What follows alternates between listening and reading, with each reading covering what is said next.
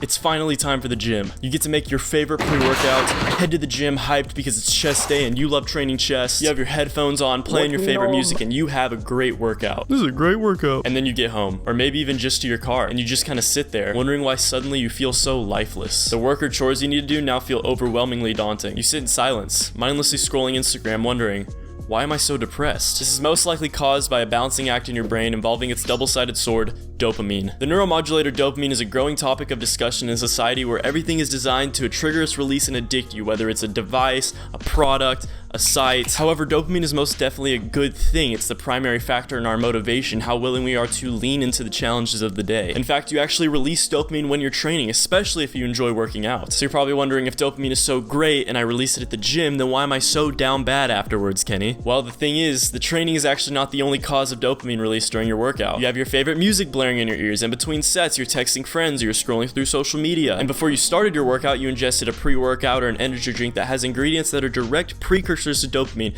meaning you literally just gave your brain more dopamine to release on top of everything else. So let me explain what's happening. Your brain has a baseline of dopamine. This is essentially your default level of motivation, your drive to be productive, your drive to succeed. And when you engage in certain activities, which can range from a little nibble of chocolate to a 2-hour binge session on the hub, you are releasing dopamine. It could be a little, it could be a lot, but what happens after is a balancing act takes place, and that spike in dopamine causes a crash. And that is where you're at during your post-gym depression. The stacking of things that shoot up your dopamine are having severe effects on motivation and energy afterwards. And to make matters worse, these instances also have long-term effects. Because while eventually you do return to your dopamine baseline, this is actually a new baseline lower than the previous. Granted, the lowering might be in a microscopic increment, but imagine doing this day after day, month after month, year after year. So how do we combat this? Well, I'm definitely a proponent of controlling and limiting social media use, so my first suggestion would be stop scrolling Instagram, Twitter, Facebook, whatever, between your sets. But besides some David Goggins and some other that are more than willing to go in and just raw dog the workout every day, I know that most of us, including myself, don't want to give up our headphones or toss our stimulants in the trash. Speaking of stimulants, I have good news.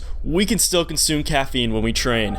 So enjoy your coffee or tea pre-workout, because caffeine by itself actually upregulates the dopamine receptors, meaning you will actually experience the dopamine release from training better. As for energy drinks and pre-workouts, well, of course, I would say on days you feel like you don't need it whatsoever and you're fine without it, don't take it. But on days you're really craving it or you really feel like you need that extra boost, we're gonna do some intermittent reinforcement, which means you're not gonna get it every time, you're not gonna get it every third day, it's gonna be random. Flip a coin. That way you're not consuming it every day, and also it's on a randomized schedule, meaning your brain can't predict the next time it's going to get it. And of course there's non-stimulant options, pre-workouts that you take that are just for pumps and blood flow, which, just saying, link in description. I'm sponsored by a supplement company that make great stuff. As for music, well, I'm not going to ask you to cut it out completely, but I am going to ask you to use it more sparingly. For example, for me, especially if I'm training with a partner, I might just not put my AirPods in whatsoever, and in between sets I'll just conversate. And now honestly, music is more of a tool for me to hit heavy top sets or heavy PRs. And I know that sounds kind of rough. It seems like today, like, everyone links music with training, everyone has headphones in. But just remember why we're doing this. We're doing this because we want to get the dopamine, we want to get the enjoyment from the workout itself. We're not trying to stack a lot of things. Which, speaking of, I'm going to tell you now how you can almost force your brain to release dopamine on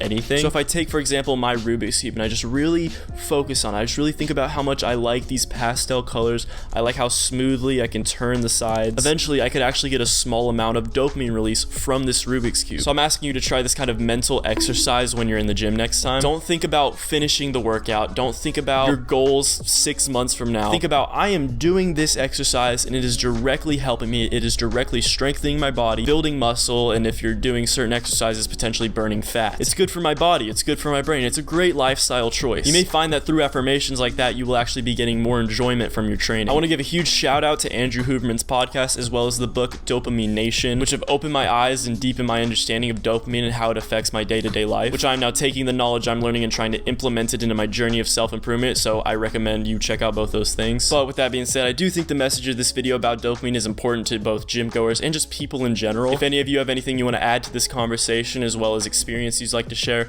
please drop a comment below. If you enjoyed the video, drop a like. If you didn't, well, YouTube hides dislikes now, so what are you gonna do?